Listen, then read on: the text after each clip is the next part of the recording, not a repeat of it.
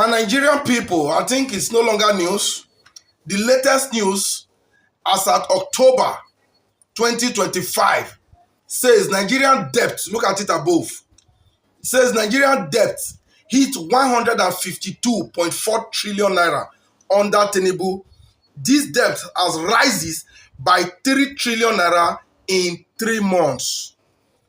In case you did not understand what I've just said, you can read it yourself. Or maybe I should repeat. Say Nigeria debt hit 1.52.4 trillion naira under Bola Ahmed Tinubu. Debt rises by 3 trillion in 3 months. The debt rising, hardship increases. Where are this money going into? Before I even add my own, I'll first of all show you a clip of video. After then, we'll take it from there. Former governor gets 6 new cars every 3 years, even if he's opening a car shop. Deputy gets 3 or 5 cars every 3 years. The former governor gets a house in Lagos and in Abuja, any place of his choice. Why the deputy gets a house in Lagos only? Free medical care for the governor, his deputy, and their families for life.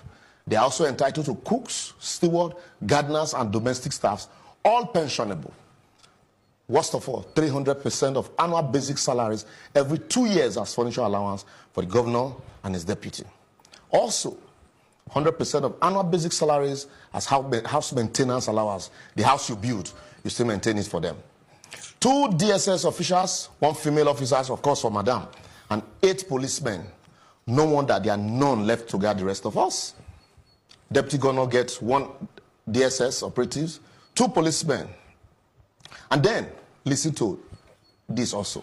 25% of annual salaries for personal assistants. You must get personal assistants. 30% of annual basic salaries as car maintenance. So those 6 cars, you still maintain them for them, in spite of what they had taken while in office. 20% of annual basic salary also as utility allowance, no name. Pensionable drivers, no limit to the numbers. And finally, severance benefits, like 300%. Despite all these, some of these former governors still turn the Senate into a retirement home, while others are ministers, all drawing salaries in spite of these pensions. Unfortunately, the entitlement they enjoy are far more than what political office holders in developed and rich countries enjoy, more of why we will continually remain a developing country. You can't close your eyes to this ugly trend and pretend to fight corruption. It's impossible. We all must realize that we are the ones in opposition in Nigeria and not the political office holders in either APC or PDP. And we can't build a strong and virile country where public institutions work but empty the state treasury to take care of a few who govern the state for a maximum of 8 years, while those that served the states during their youthful years or 35 years are dying by installment for lack of pension. My advocacy today would be, if we remove the houses in Lagos and Abuja, the 300 and 100% of annual basic for furniture allowances and house maintenance allowance, cut down the number of cars to 2 per 5 years and reduce the number of policemen to just 2, we would have saved enough to fund or fix some of these dilapidated roads and abandon public hospitals. Which nation can survive with a burden like what you just heard on her shoulder? Is there any? Of course, there is none. Now tell me, with the level of unemployed graduates littering the streets of Nigeria every day, some governors and their deputies take so much of what you've heard out of the country. Now, it would not have been that bad, or it would not have been worse, because it was already very bad, that a governor and his deputy who serve for at most 4 years takes all of that pensions for life. Whereas the civil servant that have worked for 35 years gets nothing, worst case, in most cases, 2 million naira. Now, these governors, their deputy, retired into the Senate and as ministers, are beginning to collect constituency project allowance, which we are aware recently has risen above 1 billion naira per constituency project. Now, with all of this, Bola Ahmed Tinubu did not cause this. He did not start this. Okay, I believe this is a problem that has been there since 1999. He may have been a part of the sector, because him being a president today, he's still drawing salary as an ex-governor. He cannot deny that. Now, when President Bola Ahmed Tinubu was sworn in on May 29, 2023, and he went ahead to say subsidy is gone, that have thrown Nigeria into this untold hardship. Do you think the subsidy scam was worse than this scam that you just listened to?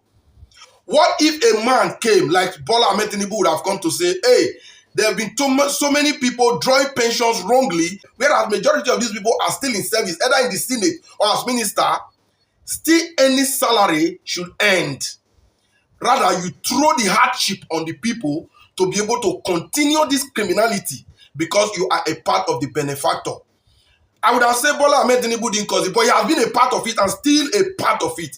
Now, by the time he leaves as president, he will be drawing pension as former governor and as president, if possible as former senator.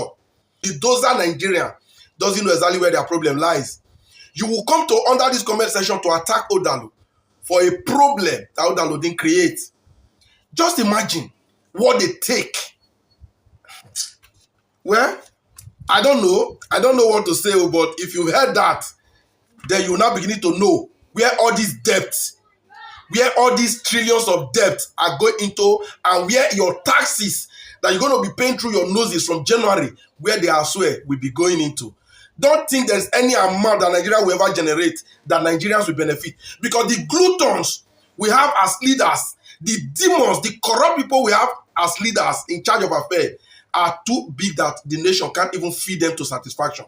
We see politicians' children abroad living lavishly, and you want me and my children who are not employed, who gain nothing from the government, to cough money from our nose for useless leaders to live the luxurious life they live with this rubbish. It's really unfortunate. I just wake up, I just want to imagine the day we will have more humans in Nigeria than animals. That's the day this rubbish will stop.